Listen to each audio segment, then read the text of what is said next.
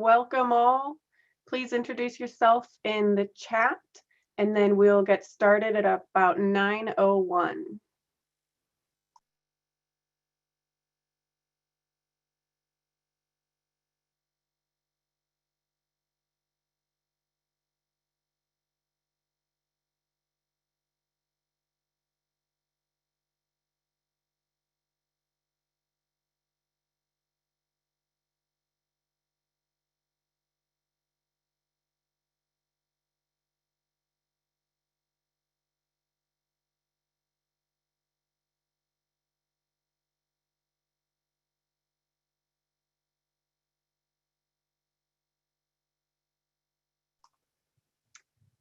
Welcome all. We will get started in about 1 minute. If you can go ahead and introduce yourself in the chat, then we would love to hear from you.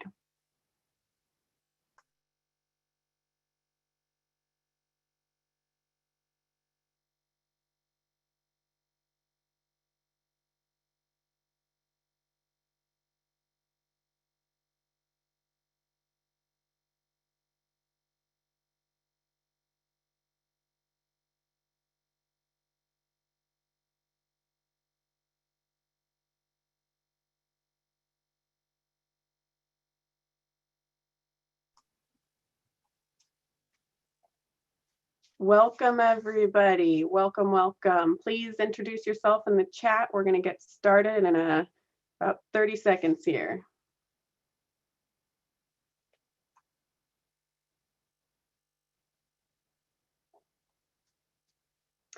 All right. Thank you, everybody. Welcome to the Air Sensors International Conference virtual series for 2021. This first training is Air Sensing in Cities. This event is hosted by UC Davis Air Quality Research Center and myself, Sandra Hall, the conference manager. Today's training will be moderated by Tim Dye of TD Environmental. We also have sponsorship from Clarity Movement Co. So thank you to their sponsorship. As you guys are doing a wonderful job here introducing yourself in the chat, please continue to do so. Just a reminder that when you introduce yourself into the chat, if you can do it to all panelists and attendees, that would be greatly appreciated. A little light housekeeping before we get started. All attendees will be in listen-only mode. If you have problems during the webinar, please use that chat function and send a message to myself, and I will try to help you solve any problems that you have. If you have a question for the presenter, we're going to have you also type it into the chat box there. During the Q&A portion, Tim will be sharing your questions with the presenter for answers at the very end of all the presentations. There's a little graphic there if you want to know how to share, introduce yourself and share your questions with all panelists and attendees rather than just all panelists.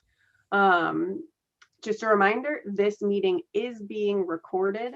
So after the training has completed, we will send out that recording to you to review, share with your colleagues, or watch a second time if you need to.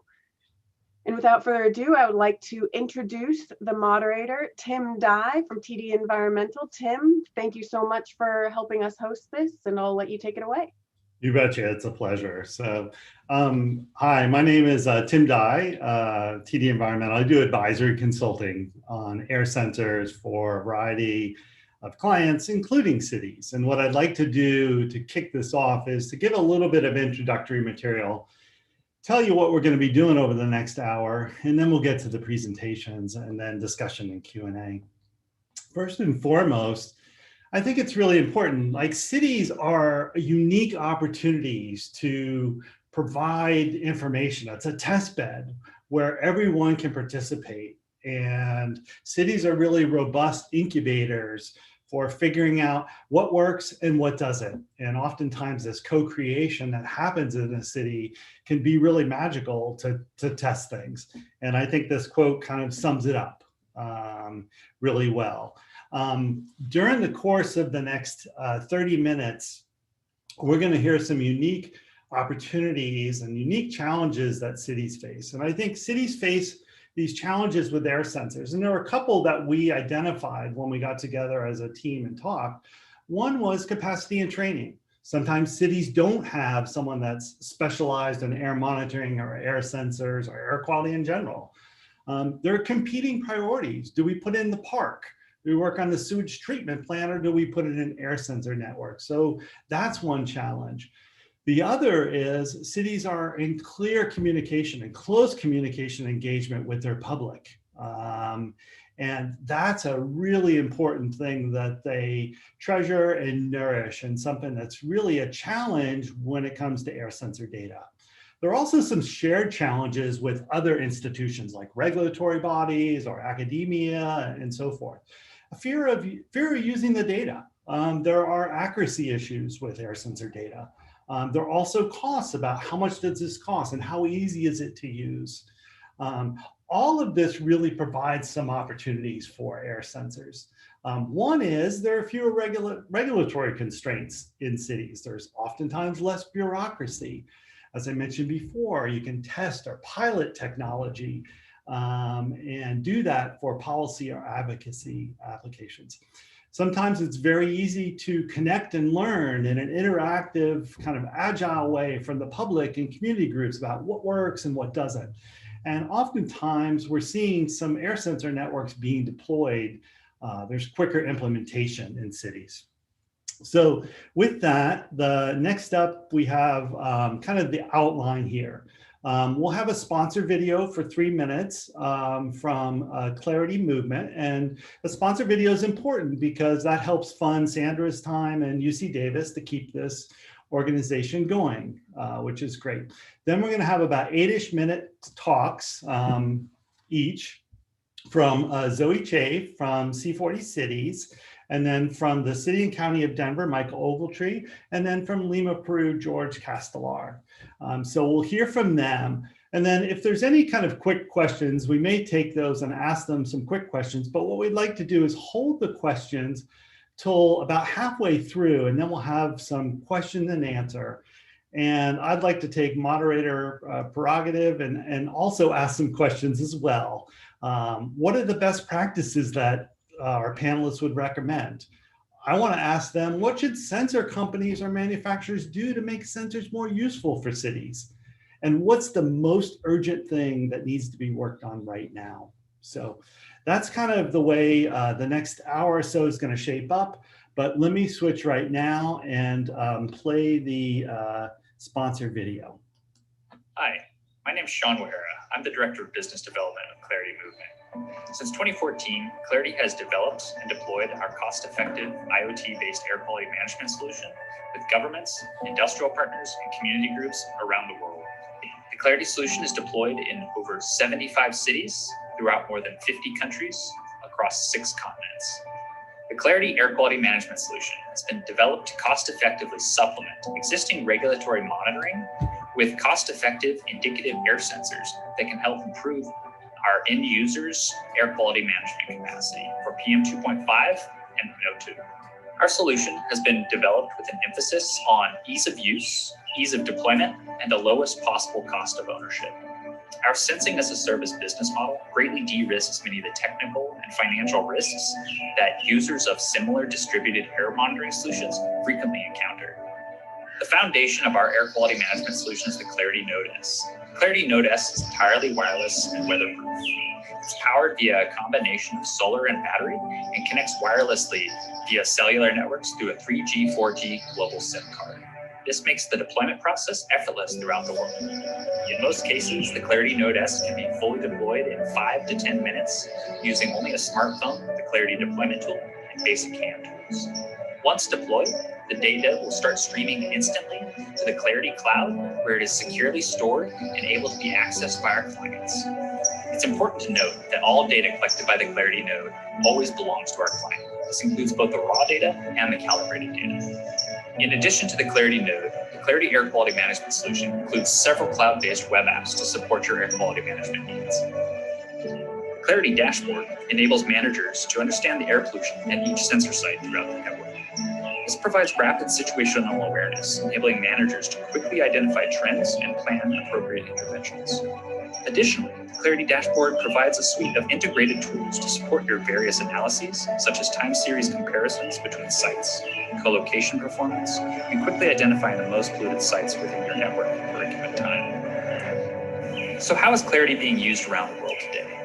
Clarity is frequently used for a variety of policy analyses, emergency response, compliance-related applications, and community awareness initiatives. So if you're representing a local government agency, city, school district, community group, or an industry that wants to be more responsible or more cost-effective in managing their air quality, feel free to contact us.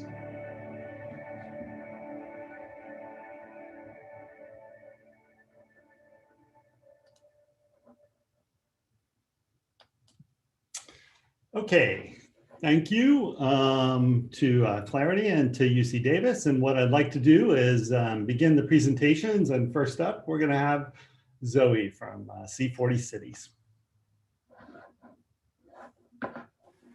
Wonderful. Thank you, Tim. I just want to confirm that you can see my presentation okay. Yes, we can.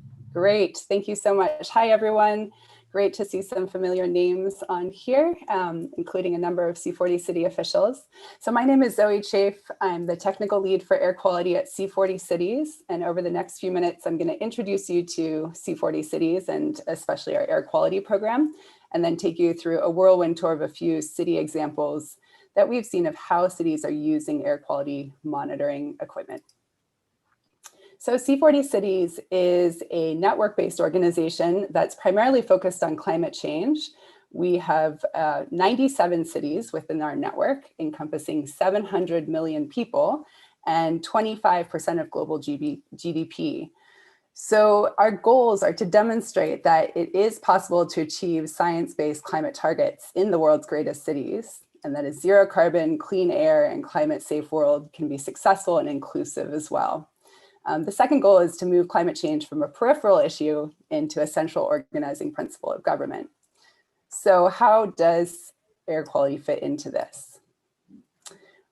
At C40, we work within a few different networks within the cities and also within the organization to understand how air quality is affecting our cities and the people living within them.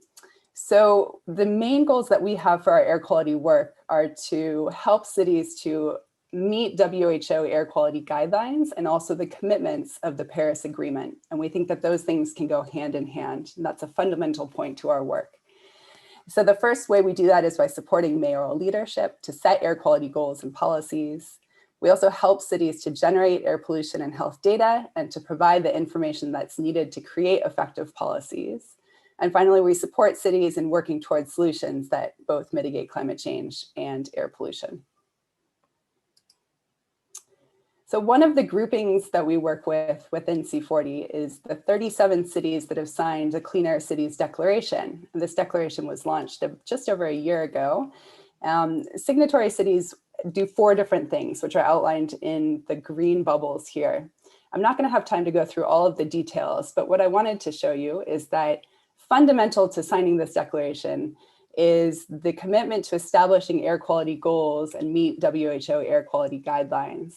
And we think that one of the most important ways to do that is to identify the top sources of air pollution and to develop control strategies, and then use that to implement policies and programs. And we've set a deadline of 2025 for the first evidence of doing that within our signatory cities. And then finally, to track and report publicly on progress towards meeting these goals. And as you can see in the upper left of the box, in the middle, transparent citywide air quality monitoring is really an important part of that cycle. And we do see it as a cycle where as a city comes down to the bottom of the circle, they go back up and start to establish new goals.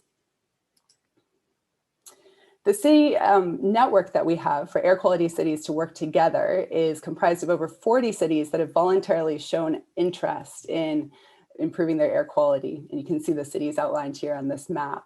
And what we do within this network is to improve air quality data and access in cities, to establish the health impacts of air pollution and also to identify and implement local policies and programs. And we do that through peer-to-peer support and also convenings like the ones shown on the right here.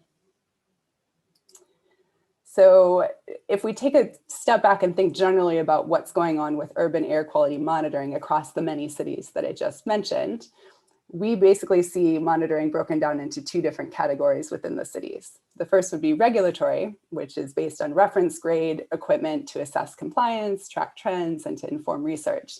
And then the second, more general category is what we call new technologies. So this could include low-cost sensors, mobile monitoring, and data assimilation.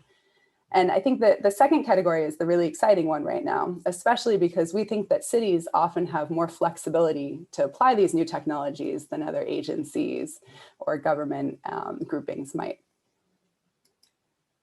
So what I'm going to do in the next few slides and over the next few minutes is just very briefly present 4 different case studies of how cities are using these different types of monitoring techniques.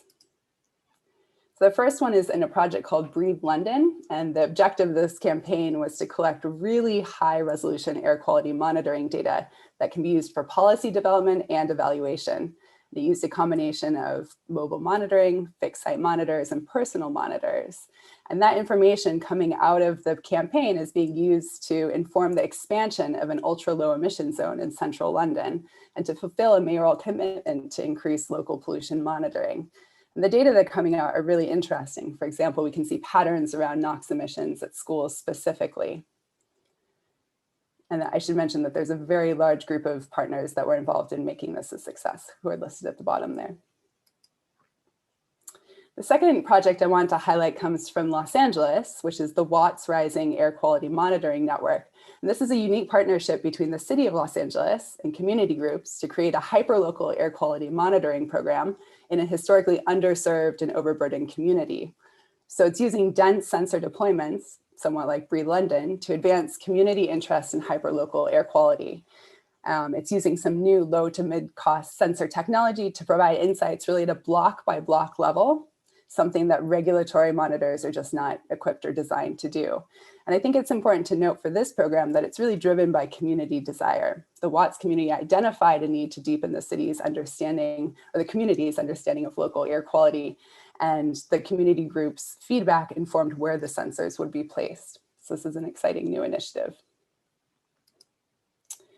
The third example I want to highlight is from Quezon City in the Philippines. And at C40, we're in the midst of a technical assistance program with Quezon City to help the city create a city-led air quality monitoring strategy. So we're working with Clean Air Asia to implement part of what the city committed to in the Clean Air Cities Declaration to establish a baseline of their air pollution levels. After the strategy is put together, the next step will be to deploy low-cost sensor networks to assess baseline levels and hotspots, which will then help the city to take more effective action to mitigate those sources. And the last example is Copenhagen, where they've participated in a project to map black carbon and ultrafine particle pollution to identify hotspots and sources. So this also supports the city's commitments under the Clean Air Declaration, Clean Air Cities Declaration, to electrify several modes of transport, to expand its low emission zone, and also to potentially introduce a zero emission zone. Data from this project can assist in evaluating intra-city trends, especially near vulnerable populations such as schools, daycares, and parks. And the city can then use that information it collects to inform its urban design policy. So in summary, I think we see that air quality monitoring is a foundational piece of the way that we at C40 think about city commitments to creating more better air quality and cleaner air. And with these new types of technology that we're seeing coming online now, cities have many tools available to support local action and also to assess their success in taking action. And these types of technology are being applied across C40 cities to evaluate intra-city trends, identify hotspots, and then figure out what to do about them.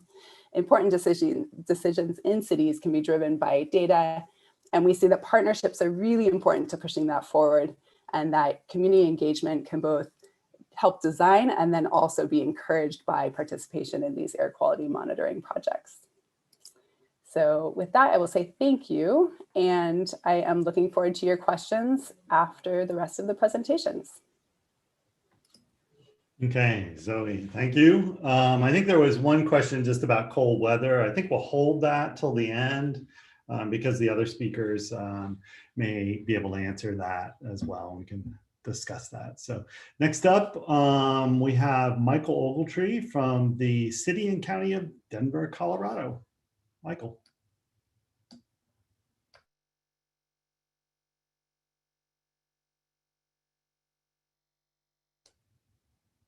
Let's see, you're muted. Okay.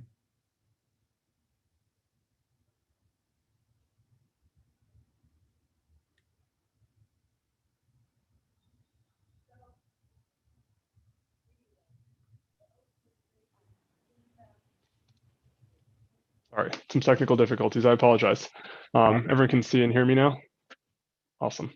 So my name is Michael Ogletree. I'm the Air Quality Program Manager for the City and County of Denver, mostly focused on the technical aspects and implementation of our monitoring network.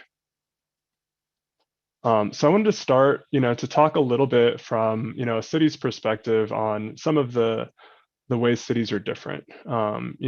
Most cities are non-regulatory in terms of, monitoring compliance for adherence to national ambient air quality standards. So that gives us a little bit of flexibility in the types of instrumentation we can put out and how we use that information to inform communities. The next is, this opportunity to engage directly with community members. Having a smaller geographical area and a closer tie to that specific community allows us to engage with them to really find something that meets their needs. If you're a state, for example, you have all of these different regions that are very, very different in trying to address different types of problems when you have a rural community versus a more urban community.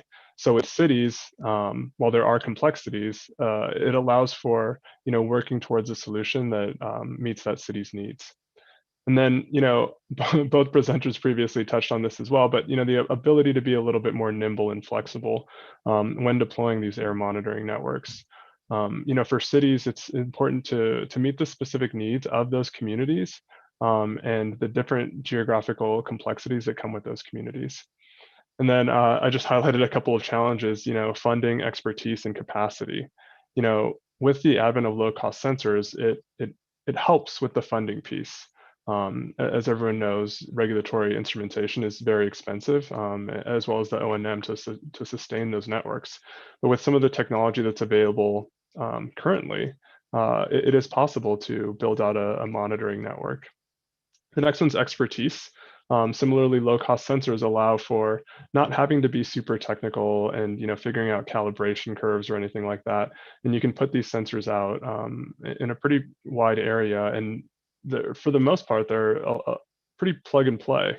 So it allows to kind of overcome some of those hurdles. And then on the capacity side, depending on how the networks are set up, it allows for the management of an air quality monitoring network with limited capacity. For example, in Denver, there's one technical person, and I manage, a network of over 45 different sensors and monitoring instrumentation. So why do we do this? This is more of a transition slide, and what I'm trying to get at here is, when you're putting out a monitoring network, it's good to start with why you're doing that and making sure you're building that in a way that really addresses that. So really figuring out what do you want to do, and will that sensor network produce what your desired outcomes? So are you trying to raise awareness? Are you looking to change or influence regulations?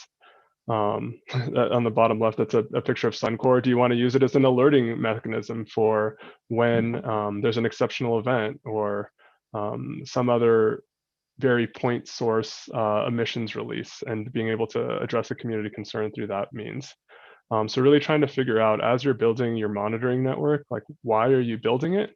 And focus on selection of instrumentation, as well as platforms and communication tools that meet those needs. So now I'll talk a little bit about our program here in Denver and how we built that program, and a little bit more about that. So our why, we in Denver have over 9,000 asthmatic students in our public school systems. Each of those families spends about $3,100 on asthma-related medical costs, and that amounts to over $30 million spent annually on asthma in the City and County of Denver public school system. So that was our focus, that was our why as we were building out our program now about 2.5 years ago. So really the reason is being able to meet those community concerns around air quality, find ways to mitigate exposure as well as local sources of pollution with the end goal of improving the health of our community. So what we built was the Love My Air program, right?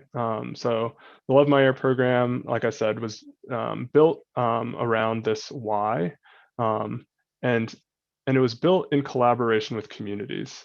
So as we were thinking through, okay, how do we solve this problem of communities having access to data and using that data to better inform their decision making? So we had, iterative focus groups with parents, teachers, nurses to figure out how do we solve this problem. And what we came up with was the deployment of an air sensor network at schools, coupled with a data platform to bring in the data in one place from the entire network, as well as reference instrumentation to correct that data and make it more accurate. And then more importantly, work with those schools to come up with strategies for mitigation of pollution. I don't know if you can see my pointer, but these are some of the focus groups with the parents. Here, this is like an actual dashboard that we have in place at the schools, relaying that data in real time. So those schools can take advantage of that. This is the parent group that actually works through what this dashboard looks like. Zoe mentioned buy-in from city leadership. So here, the mayor of Denver is very involved in the program, as well as the superintendent of Denver Public Schools. So this was, a couple of weeks after launch at one of our partner schools, and kind of just showing them and making sure that they're bought into the program and making sure that it would be able to be sustainable long term, and really making sure that it's meeting the needs of the city and the school communities. So here's where we are now. So we have sensors at schools. You can see some of them right here in like parking areas, or sorry, this is a playground, but here also in parking areas. So really in areas where, there is concern around exposure of kids to air pollution.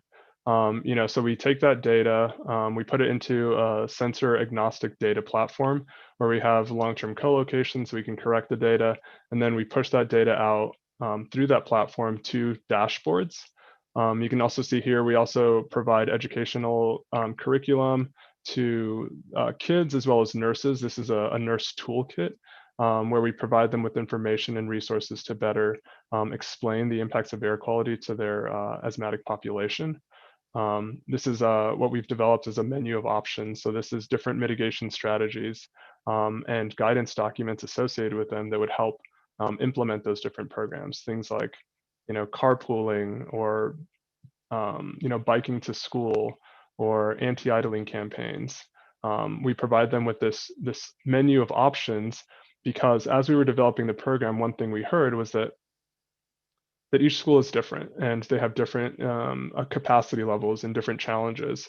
So with this menu of options, we have very basic things that we provide them, things like sensors and dashboards and outreach material. But then there's also these different parts and components that they can pick and choose to adopt that kind of really is meant to fit their needs. And then we're releasing an app in the next week or two that is actually going to be the hub for all of this information. So if anyone wants the educational curriculum, they'll have it at their fingertips. They'll be able to look at the data and be able to create alerts. And in future iterations of this app, which we'll be releasing later this year, we'll have dynamic ways of influencing behavior change. So things like, as I pull up to a school, I'll get a notification saying that, the school is running an anti-idling campaign. And then the next day, that same person will get a notification saying, hey, you got this message, what are you doing about it? So creating a feedback loop around all of our program and mitigation strategies to better inform the impact from each of those strategies, so we can better address community concerns and really figure out the best way to implement the program going forward. And with that, I'll leave it to the next presenter and look forward to answering some questions. Okay, great. Thanks, Michael. And lots of questions coming in, so keep those coming. George, you're up next. And right after George, we'll start answering some of the questions and have a discussion. So take it away, George. Thank you very much, Tim. I'm gonna share my screen. Okay. Well, thank you again for the invitation from the UC Davis to be part of this conference. I'm George Castelar from Lima, Peru. I am an engineer, and currently I'm working in the Air Quality Division in the Metropolitan Municipality of Lima. And today I'm gonna talk about our air quality network based on low-cost sensor in the city of Lima. But first, I'm gonna talk about some problems that the city of Lima has. And the first one is the level of pollution in the air that citizens breathe. So you can see, as you can see in this slide, the level of fine particulate matter is above the Health Organization guidelines. It's 23.7 micrograms per meter 3. So it's about 2.4 levels times higher than the WHO guidelines. So this is a huge level of pollution. And the hospital admission per year attributable to PM 2.5 city levels are more than 5,000. So the death per year attributable to PM 2.5 are above to 16,000 deaths. So the most affected people by the level of pollution here in Lima are children, women, the elderly, and also the outdoor workers as construction workers, the public cleaners, and others. Another problem is the number of stations that measure the air quality in Lima.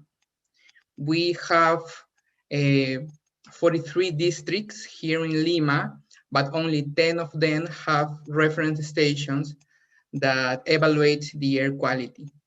So what we propose is to strengthen, to complement the existing monitoring network using these air quality models that use low-cost sensor technology in the city. So this technology is 50 times cheaper than a reference station.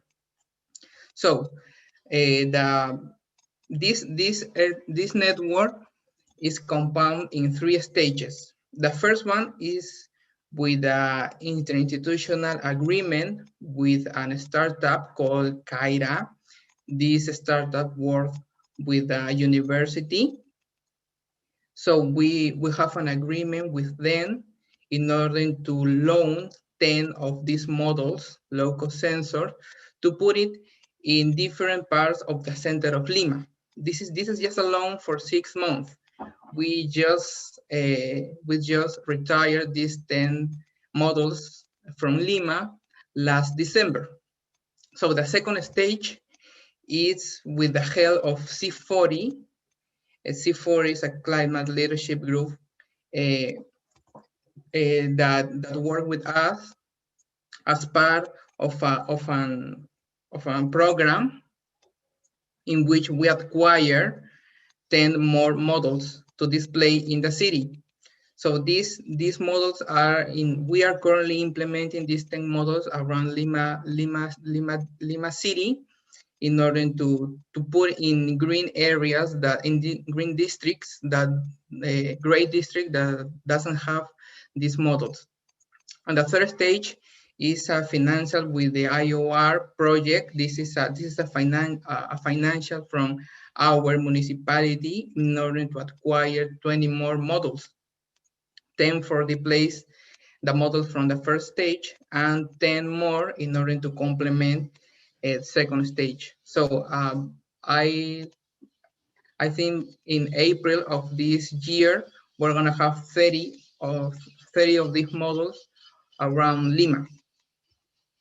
So you can see the platform. Here you can see leaf from different colors.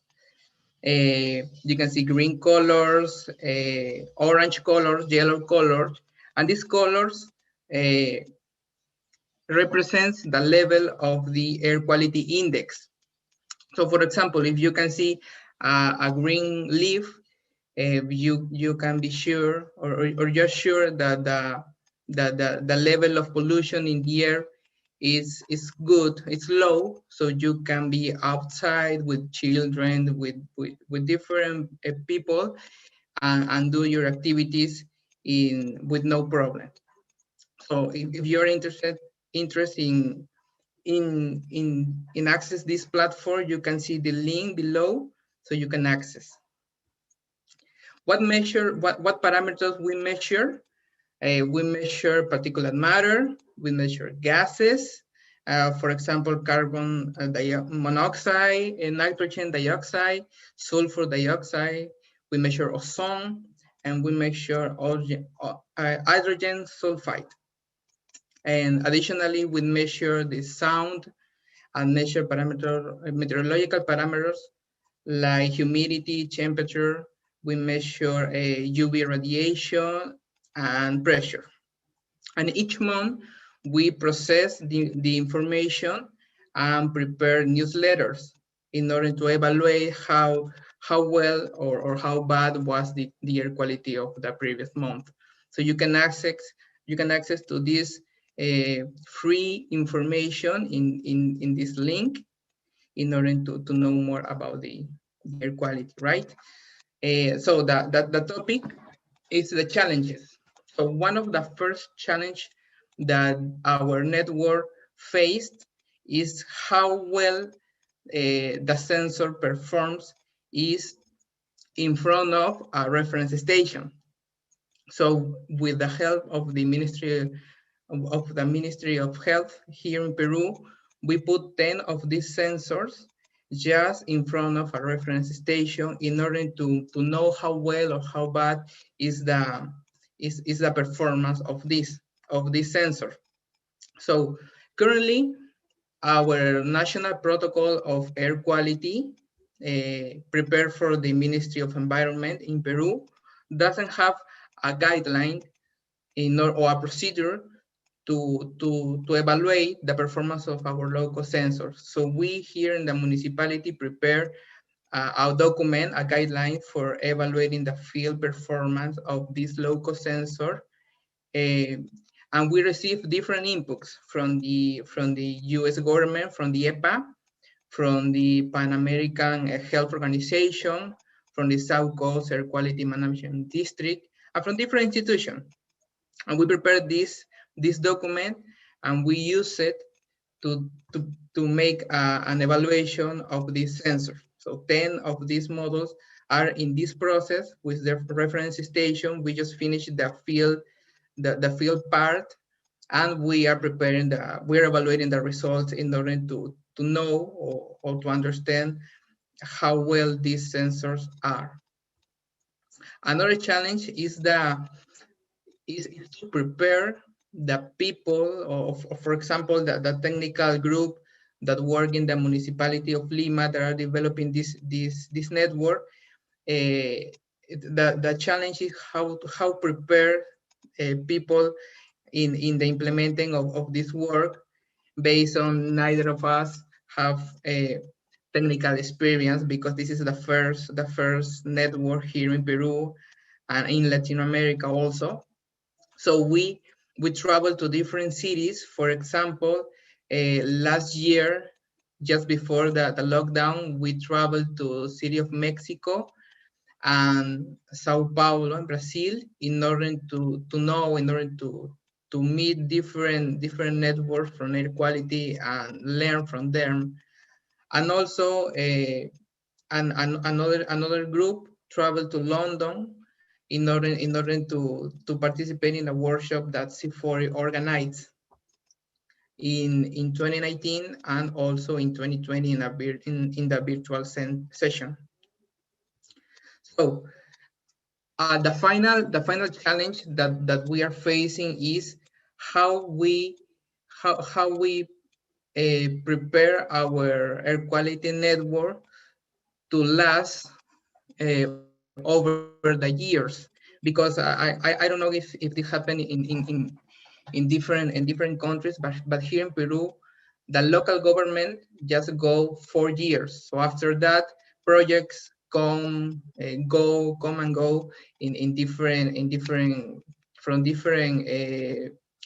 institutions and representative. So we are preparing a protocol to make sure that the air quality network is gonna go over the years in order to don't change, to give sustainability to the project and ensure the continuity of the management. And the protocol is called the implementation of the network air quality monitor models in Metropolitan Lima. So this document is being prepared, right? And we know that it's gonna last several years. So this is a quick review about our air quality. We are really proud of that. We received an honorable mention in international awards, and we are also always looking for new sources of investment in order to expand our network. This is just a quick review. And yes, I think that's all. Thank you very much for your attention, and we are prepared to listen to your question. Thank you very much. Thank you, George, and Michael and Zoe. Thank you. If you can all come back online, super. We have a lot of questions here, which is great to see the enthusiasm and the questions. And so I'd like to start actually just with the first question. And, I think there was concern and questions about how well these work in cold weather. And do you have any experience or any thoughts on that? So, or any challenges there? If one or two of you could take that, and then we'll go on to the next one. I'll jump in. We have some cold weather in Denver. Yeah, certainly. So I believe the question was, how good is it? How good does it do in cold weather? And there was a specific number thrown out there, 0, but it wasn't C or F. So I'm not sure, but certainly at 0 degrees Fahrenheit, at 32 degrees C, that it does well. And even in lower temperatures, we haven't seen too much decline in data quality, especially when we're correcting for that difference in temperature. So I'll leave it at that. So if you can correct the data for temperature, it's useful. If not, it might be a little dicey. Okay, great. So the next question I think is really probably for all three of you to answer. And there were a couple questions about, is the sensor data accepted by US EPA for the purpose of designating an area to the national ambient air quality standards? And then there was a question about 3 or 4 minutes ago on kind of risk estimates and NAC standards. And so I guess the question is, and Zoe, you talked a little bit about this, there's reference equipment and then there's air sensors. And how do you all do these mix? How do we use this new technology? What do we use it for? What can't we use it for? If you all could kind of comment on that, that'd be helpful. Maybe Zoe, if you could start.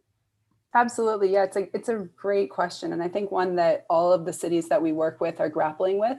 So in many cases, the cities either don't have access to regulatory data, or they want to know more about the inner city, like intra-city trends, right? So what are the differences that they're seeing within various populations in the jurisdiction that they oversee? And so I think that what we're calling the new technologies, low-cost sensors, mid-cost sensors, and others, mobile monitoring, can help to fill some really important gaps there.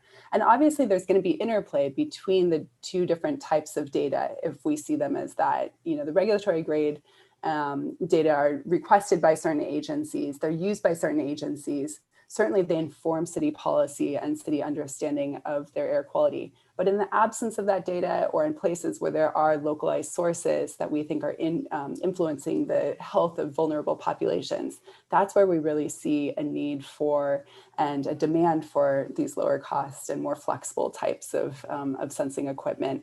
So we don't see it as an either or, we see it as both would be great. Great.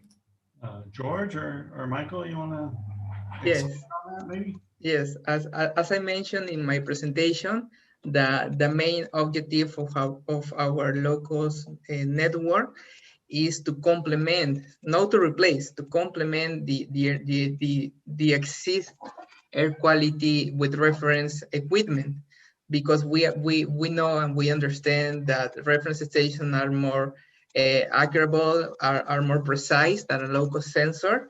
So the main objective of our network is to promote awareness in population about the level of pollution citizens are breathing, in order to promote programs to improve air quality, not for supervision, for example, from different entities, not because it's for that you have the reference station. But for population, for different districts that don't have this station, local sensor is a good alternative. A local government can afford a local sensor, because the money that a local government have is really low, and we know that a reference station is really expensive, and also the maintenance is expensive. So this is a good alternative that many districts can afford. Okay, great. Michael, I'd like to have you maybe expand on this, but in a certain direction. One is, there was a question about NACS risk estimates and uncertainty, and how, as a city running a network, do you communicate risk or uncertainty related around these data? Yeah, we have to be very careful when we're communicating around air sensor data to communities, and exactly what that language is and what that can be used for.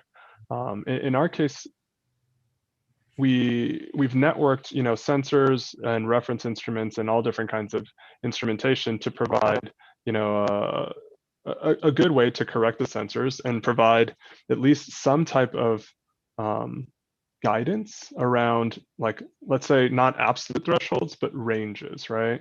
So the difference between 10 and 11 is very small, right? But the difference between 10 and 50 is a lot, right? So we can use these sensors to make decisions about these large changes in pollution, to better address some of those pollution events and the health of our community. So not to try and slice the line between 10 and 11, but rather more 10 and 50. We know that, that's a big difference, and sensors can absolutely be used to inform around these types of changes. Good. Zoe, a question for you came in about, have you seen cities move to the action phase using data that are collected by air sensor networks? And I wonder if you could if you have an example of, like, how did the city move to action based on this data and information? Yeah, it's a great question. So I think one of the first examples that comes to mind is the Breathe London campaign. So it's been in operation for a little while. There were initial results that came out, and the project team has done a great job of putting together publicly accessible maps that show pollution levels. And what we're seeing is that the Greater London Authority and other bodies within the area in London are using this information now to influence their policy. So there's a low emission zone and now ultra low emission zone within the center of the city. And so when data started to come in from the sensors and from the project and were processed, there were some findings that then influenced the design of the new phases of that intervention, and really provided some credibility to the efforts that the government wanted to take on there. And then I think in the earlier phases, as I mentioned, we're working with Quezon City. And so there it's more about designing the air quality monitoring network, but I think we're moving to action already and seeing how the monitoring network will be used, especially for getting the resources needed to put that into place. And then the city is already thinking about how they can use that going forward. One interesting point is that, as access to green space and open space has become more important over the past year, I think some cities like Quezon City are thinking about how they can use their monitoring capacity or future monitoring capacity to understand pollution levels in places where people are really spending a lot of time outdoors, which is kind of an exciting new angle too. Interesting, great. Also, thinking along the action side, Michael, I think there was a question about how successful have anti-idling campaigns been in Denver and who's enforcing it? You want to comment on that? Yeah, we've had a relative long history of running anti-idling campaigns. As part of our program, we tried to measure the impact of anti-idling campaigns. And as you can imagine, it's super difficult. For us, we were out there trying to write down how many vehicles were not idling. So in terms of the effectiveness, without being able to measure that directly, I think it's been impactful. And we're going to continue to refine how we measure that impact going forward. Okay, great. George, a question for you came in about, have you been able to use your data for enforcement? Or do you plan to use your data for enforcement? And if you could just talk through that. Yes. Actually, we're planning to implement the first a low emission zone here in Lima, in the center called the Mero de Pizarro. So we are gathering information about pedestrian zones. We have put in 4 of these sensors in each corner of this area, and we are currently gathering information in order to promote this low emission zone, in complementing with different projects, like for example the pick and plate restriction in vehicles. So this is a premier news, because this is just a project, but this is one of these initiatives that we are working on, and we plan to make this announcement sooner in our municipality. But yes, we are using our data for different studies. Yes, of course.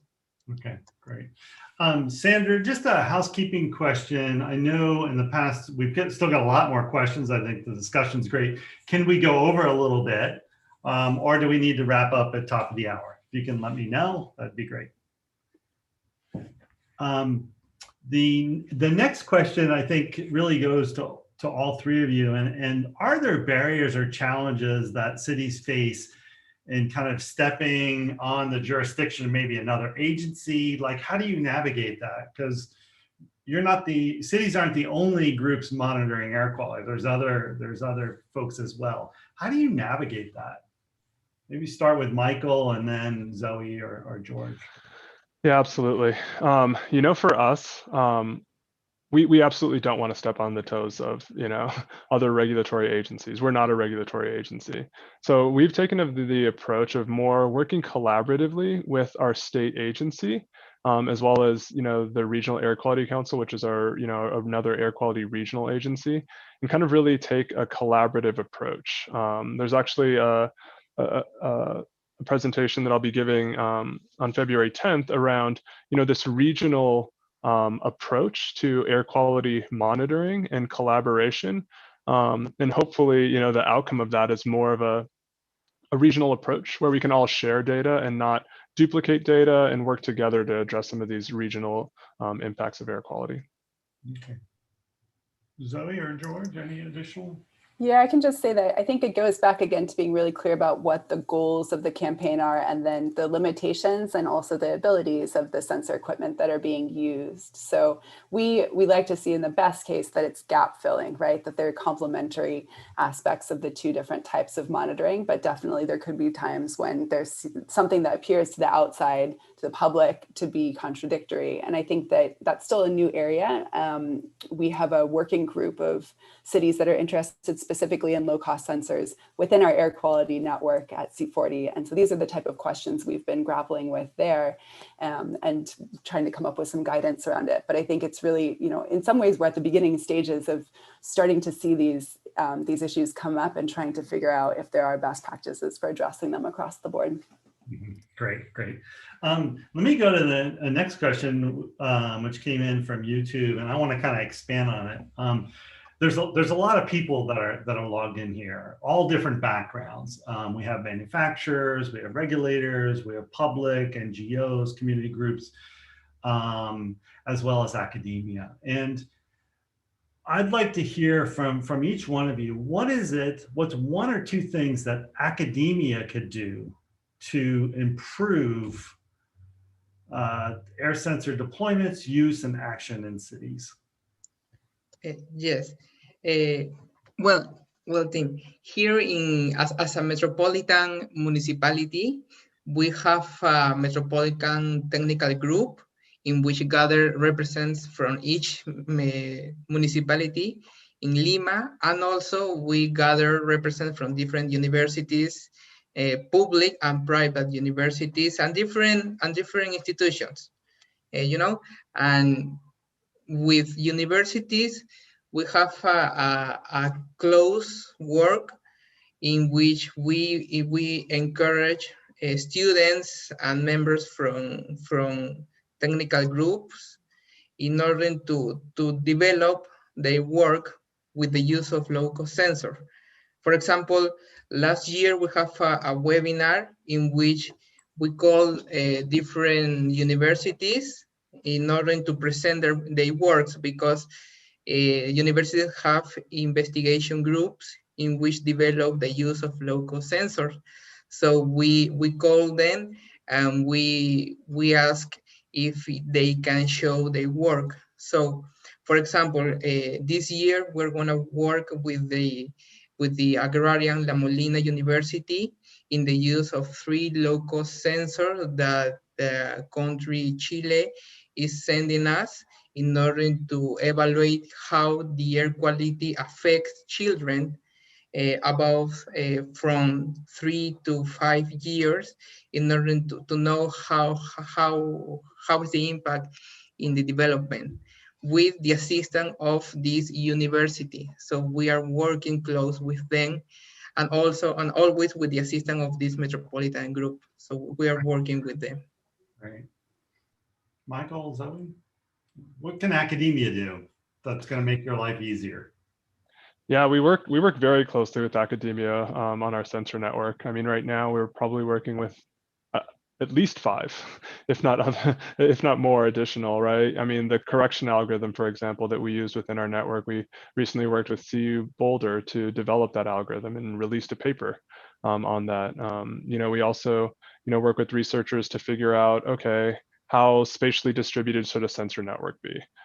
So sharing with them our data to be able to tease some of this stuff out.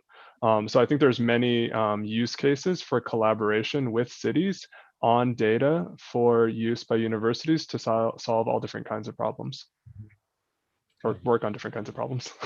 And I'll just add, across the board, I think, you know, one of the challenges that we see from our partner cities is that sometimes sensors are not as easy to use as they could be. They don't play nicely with other sensors. There's issues with the data being publicly available in an easy way. And so I think just anything that academic partners can do to help us streamline that type of flow from designing a project, thinking through the data analysis needs, thinking about how this will actually in practice work with other types of sensors that are out there in terms of co-location, and then actually being able to get that data up in a way that is publicly available. I think there are many, many points along the way where academic partners are crucial. And so we've really valued our partnerships. Great. I'd like to kind of change the question, similar question, but let's direct it at the manufacturers. What's the one thing that's maybe frustrating that you wish I really wish you'd work on this? Like one or two things, is there anything like that? Open and transparent access to data. When we went down this path, there was a lot of limitations as to, even sensor manufacturers having APIs to pull data or not sharing how they're correcting their data. Open and transparent access to raw as well as process data and the methodology for which that processing is done, super useful. Okay, great. Just with the complementing what Michael says. For example, one of improve that the manufacturer of our low-cost sensor did was to add the option from the energy. For example, in our sensor, we use solar panels because most of our points when in which we locate these sensors doesn't have electrical power. So we are implementing with solar energy in order to make sure that the data is monitoring 24/7 days. So this is a good improve, and also the adding a color, a LED light that change according to the air quality index. So this is a good way to not only put the data in a platform web, but put it in the sensor itself. So people that walk through the sensor see the light and know how the air quality is, right? So this is a good improve for citizens. Okay, great. Just timekeeping, we're going to go a little bit over. We can go to about 15 minutes past. Probably won't go that far, but we have some more questions, like to kind of wrap it up in the next 5 to 10 minutes or so, if that's okay with everybody. Zoe, what would you have manufacturers do?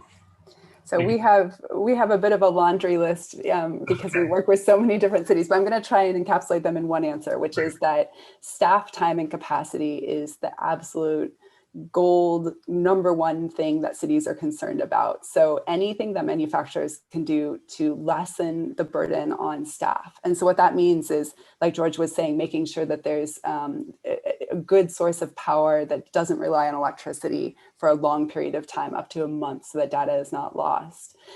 For cities that have high humidity, making sure that there's a way to deal with that so the sensor is not compromised. And then I think in general, just being really clear on the spec sheets about what the sensor can and cannot do. What are the capabilities and what are the limitations, so that cities don't get a surprise down the line when they try to go and calibrate or apply factors and find out that it's not actually applicable to their situation.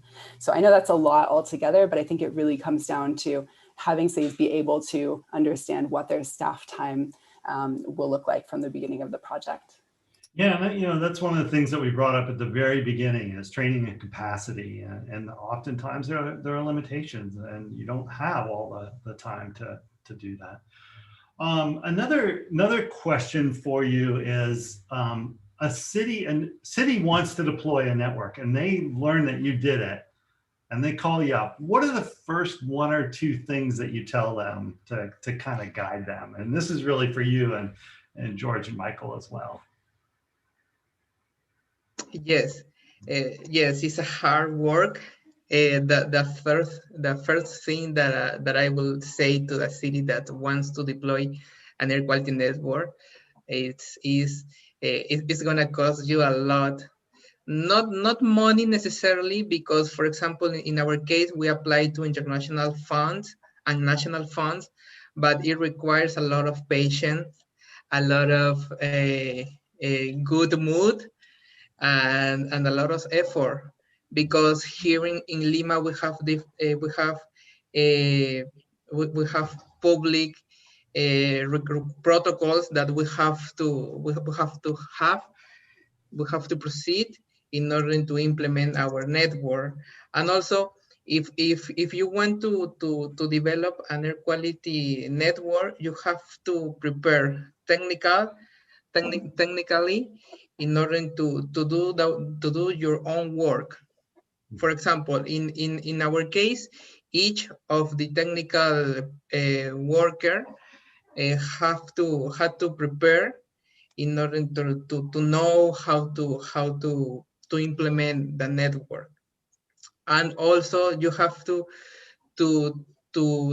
apply or to make different different agreements with institutions, because it's a two-work way in this implementation. So you have to be patient and make alliance with different institutions in order to implement in a good way your network.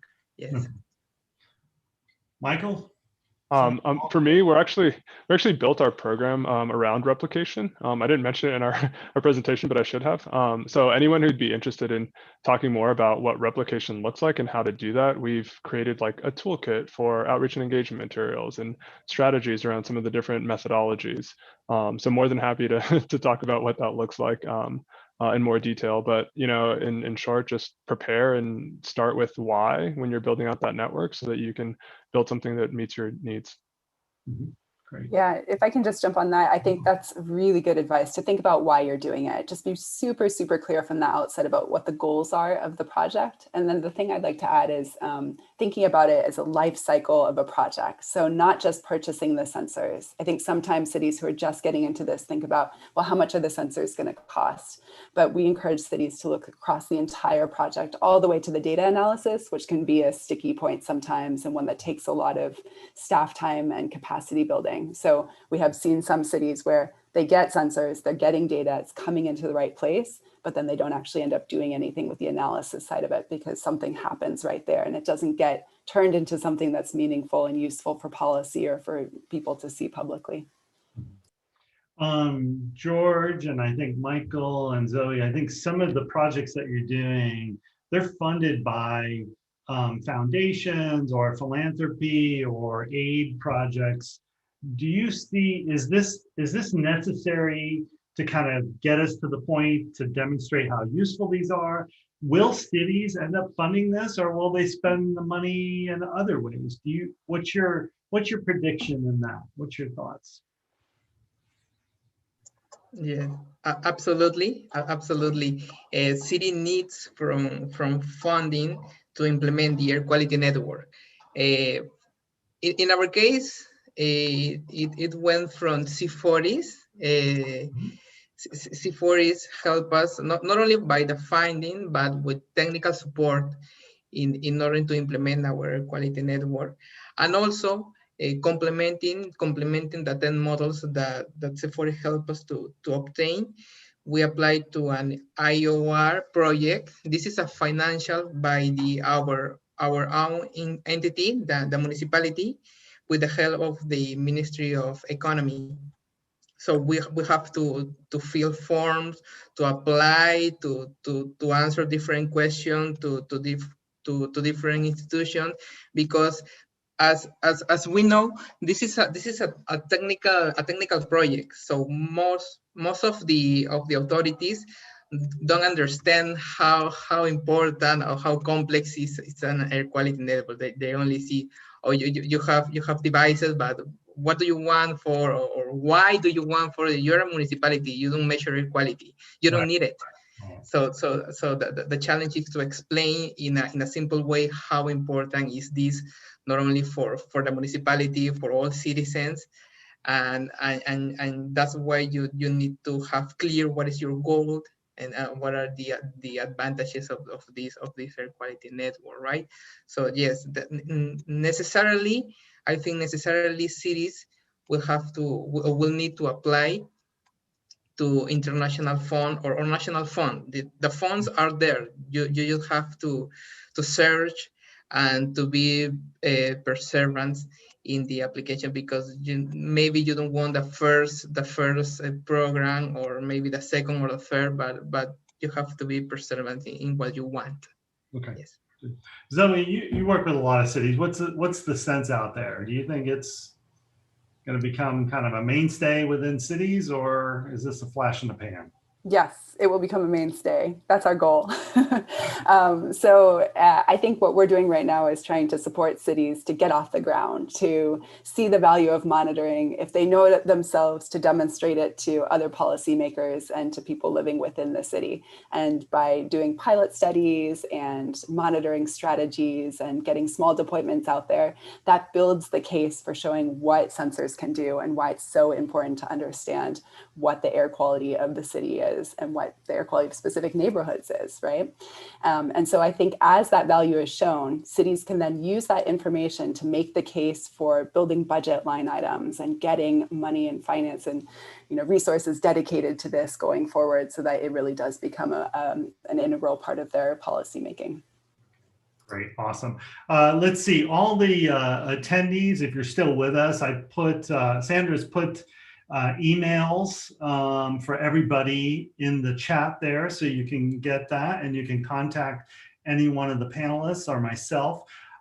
Zoe, I know there were a number of questions about C40 as an organization and how do we become a city, and lots of questions like that. For those folks out there that were asking that question, I'd encourage you to contact Zoe and find out more about C40. Great organization. With that, I'd like to bring this to a close, and we could go on for another hour. There's so many questions, and perhaps we can do another sensing in the cities, if you will. So Zoe, I'd like to thank you and Michael and George, Sandra. I appreciate just the tremendous support that UC Davis is providing to keep this network and community going through obviously challenging times. I look forward to meeting everybody in 2022 when we can meet in person. And until then, I look forward to more seminars. Sandra, is there any additional things you'd like to talk about, or any closeout items? No, that's it. The recording will be shared via email in the coming day, but otherwise we hope you have a great rest of your day, and thank you again to our panelists and Tim for moderating. Okay, great. Thanks, everybody. Look forward to meeting you in 2022 and talking more about this technology. Thank you. Thanks, everyone. Thanks, Tim. Thanks, Sandra. Great questions. Thank you very much. All righty. Thank you very much. We'll see you soon.